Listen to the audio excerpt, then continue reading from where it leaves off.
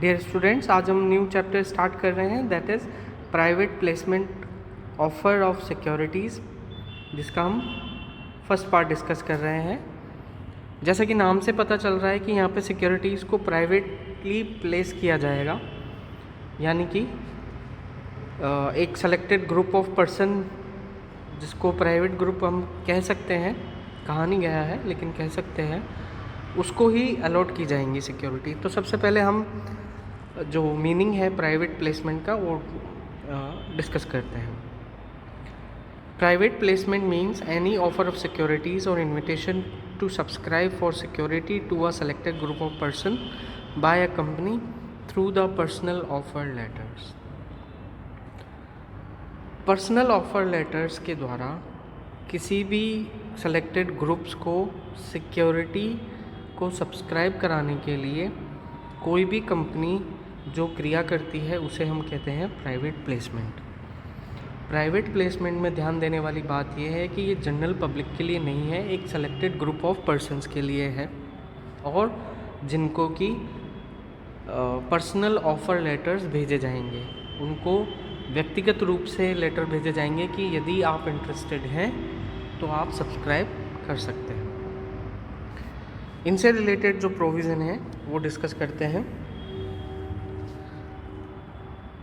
Company चाहे private हो, चाहे पब्लिक हो, चाहे वो लिस्टेड हो, चाहे वो अनलिस्टेड हो, ये चारों प्रकार की कंपनीज प्राइवेट प्लेसमेंट कर सकती हैं। प्राइवेट प्लेसमेंट करने के लिए नंबर ऑफ पर्सन्स निर्धारित हैं। अभी ये जो नंबर है वो 200 है। 200 लोगों तक वो जो कंपनी है वो अपनी सिक्योरिटीज़ को सब्सक्राइब करवा सकती है, उनको पर्सनली ऑफ़र लेटर्स भेजकर। क्योंकि यहाँ पर ये प्रावधान है कि 200 लोगों तक ही वो कंपनी सब्सक्राइब करवा सकती है, उसके पीछे रीज़न ये है कि एक फाइनेंशियल ईयर में वो एक ही स्पेशल रेजोल्यूशन ले सकती है रिगार्डिंग प्राइवेट प्लेसमेंट। इसको भी और डिस्कस करेंगे। इसमें प्राइवेट प्लेसमेंट में जो फॉर्म है वो PAS 4 काम में आता है, और जैसा कि मिनिस्ट्री ऑफ कॉरपोरेट अफेयर्स ने बताया है, वो PAS फॉर्मेट जो 4 है उसमें ही वो नोटिफाई करेगी कि वो अब प्राइवेट प्लेसमेंट कर रहे हैं। यहाँ पे ध्यान देने वाली एक बात और है कि जो क्वालिफाइड इंस्टीट्यूशनल बायर्स हैं और एम्प्लॉयज़ के लिए जो ESOS स्कीम है वो इस प्राइवेट प्लेसमेंट में शामिल नहीं हो सकती। उन 200 पर्सन्स में क्वालिफाइड इंस्टीट्यूशनल बायर्स इसलिए शामिल नहीं हो सकते क्योंकि उनका जो क्वांटम ऑफ सब्सक्रिप्शन है वो बहुत अधिक होता है। उससे संभावना रहती है कि कंपनी अपने कैपिटल स्ट्रक्चर में मेजर चेंजेस कर ले और नंबर ऑफ पर्सन बहुत कम हों, और हो सकता है क्योंकि ये प्राइवेट प्लेसमेंट है तो जनरल पब्लिक को इसका पता ना लगे और कैपिटल स्ट्रक्चर चेंज हो जाए।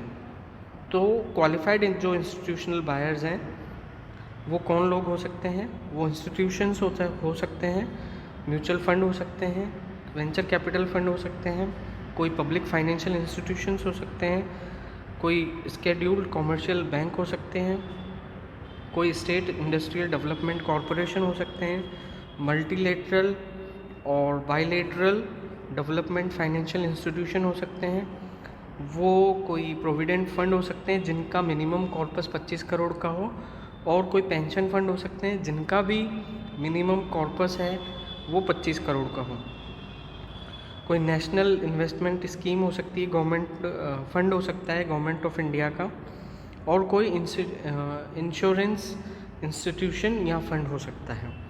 तो इन लोगों का, यानी कि इन इंस्टीट्यूशंस का जो सब्सक्रिप्शन का जो कॉर्पस है या जो फंड है, जो इनका क्वांटम है, वो बहुत अधिक भी हो सकता है।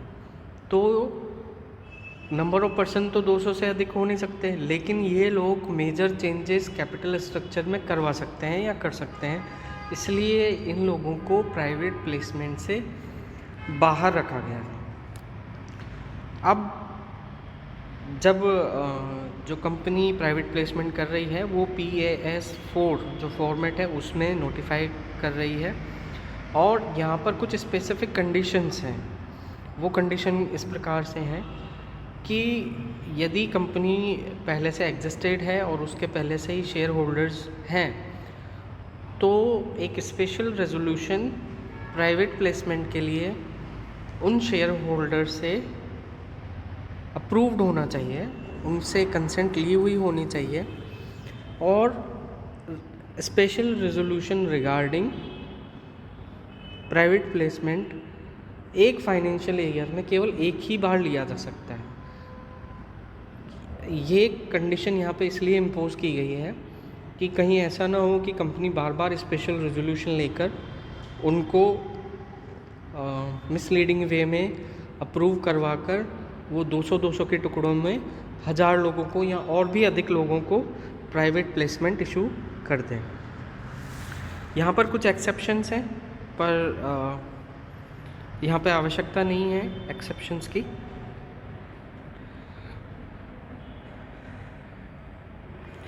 प्रोसीजर फॉर मेकिंग ऑफर्स में जो कंपनी है वो पहले ये पता लगाएगी कि वो 200 लोग या जितने भी 200 से कम लोग जो हैं वो कौन लोग होंगे जिनको वो व्यक्तिगत रूप से ऑफ़र लेटर भेजेगी। उनका नाम रिकॉर्ड करना होगा। उनका नाम रिकॉर्ड करने के बाद में PAS 5 में वो सारा कंप्लीट रिकॉर्ड रखेगी, जैसा कि मिनिस्ट्री ऑफ कॉरपोरेट अफेयर्स ने डायरेक्शन इशू की हुई हैं। उसके बाद में जो कंपनी है वो अपना सारा रिकॉर्ड जो भी ऑफ़र लेटर है और जितनी भी रिकॉर्डिंग उन्होंने की है वो सारा फाइल करेंगे वो रजिस्ट्रार और सेबी के साथ में। सेबी लिस्टेड कंपनीज़ के लिए एप्लीकेबल है, अनलिस्टेड के लिए एप्लीकेबल नहीं है।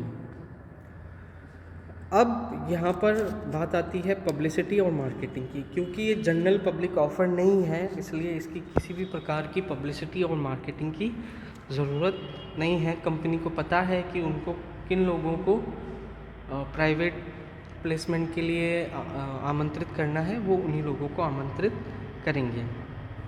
Payment of subscription money, treatment of application money, इन दोनों के लिए आप ध्यान दीजिए। कोई भी ट्रांजैक्शन कैश में नहीं होगा, और कंपनी इस अलॉटमेंट के लिए, इस पूरे इशू सिक्योरिटी के इशू के लिए एक सेपरेट बैंक अकाउंट रखेगी स्केड्यूल्ड कॉमर्शियल बैंक में। और स्केड्यूल्ड कॉमर्शियल बैंक में भी या तो लेन देन चेक के द्वारा होगा या फिर डिमांड ड्राफ्ट के द्वारा होगा। कैश में किसी प्रकार का कोई ट्रांजैक्शन नहीं किया जाएगा।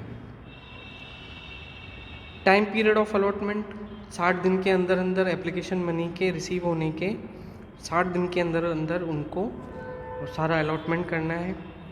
यदि किसी को शेयर इशू नहीं हुए हैं तो 61वें दिन से 12% की दर से उस पर ब्याज लागू होगा, तो उसको 60 दिन के अंदर अंदर ही वो पैसा वापस कर देना है ताकि ब्याज ना देना हो। इसी प्रकार से यही प्रोविज़न एप्लीकेशन मनी के लिए लागू है, और कंसिक्वेंटली उसको अलॉटमेंट भी रिटर्न करना होगा।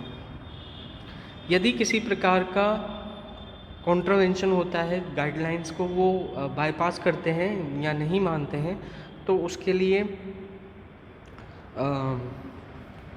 यहाँ पर पेनल्टी का प्रावधान है। जो और भी किसी प्रकार का यदि कोई फंड बाकी है, कोई मनी बाकी है, तो उसको भी उनको 30 दिन के अंदर अंदर रिटर्न करना होगा। तो आज हमने प्राइवेट प्लेसमेंट और प्राइवेट प्लेसमेंट से रिलेटेड प्रोविज़न्स को डिस्कस किया।